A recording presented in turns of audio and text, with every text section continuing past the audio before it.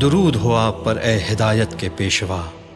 جب حجاز کے افق پر عظیم المرتبت پیغمبر اسلام کے نور کی کرن پڑی تو مکے کے مشرکین کے لیے گویا وہ ایک اجنبی شخص تھے جس تک دسترسی ممکن نہیں تھی، اسی لیے انہوں نے آئین محمد صلی اللہ علیہ وآلہ وسلم کو زمین پر چھوڑ دیا۔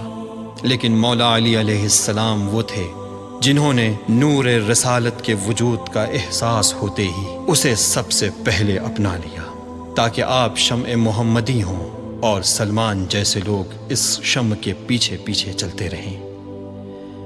اے امیر المومنین، آپ کے بغیر مومنین کے ایمان کا کوئی فائدہ نہیں۔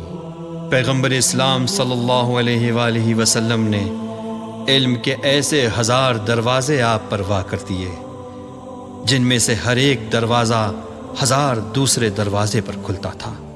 آپ نے عشق و بخشش، علم و شجاعت اور سچائی و حقیقت کے درختوں کی آبیاری کی اور کمال و معرفت کے راہرو اپنے ضمیر و وجدان کے صحرا میں انہی درختوں سے استفادہ کرتے رہے۔